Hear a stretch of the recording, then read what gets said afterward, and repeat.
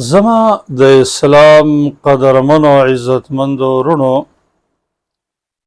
الله رب العالمین بعضې زمانې په بعضو زمانو باندې غوره کوي، د بعضې زمانې عبادت په بعضو نورو باندې غوره کوي.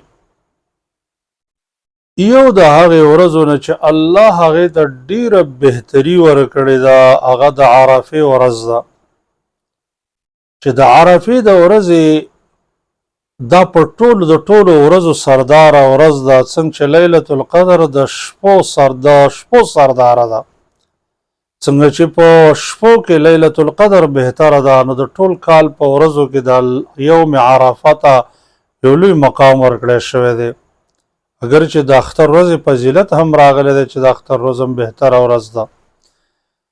په دې یوم عرفې روجې نیولو په باره کې نبی کریم صلی الله علیه وسلم نه پوښتنه وشوه. د صحیح مسلم روایت دی چې سئل عن صوم یوم عرفه، د نبی کریم صلی الله علیه وسلم نه د عرفې د ورځې په باره کې پوښتنه وشوه. قال یکفر السنة الماضیه والباقیه. هغه جواب وکړ چې د عرفې د ورځې روژه د 2 کالو ګناهونو کفاره ده، یو د تیر شوي کال، یو د راتلونکي کال.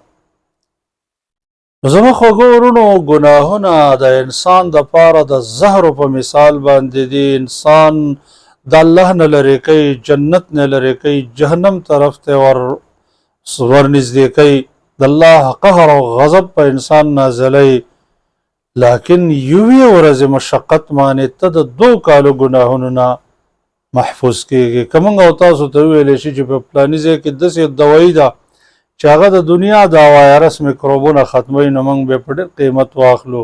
حال دا د ګناهونه زموږ او ستاسو زړه ته د وایرس نه ډېر خطرناک دي، د میکروب نه خطرناک.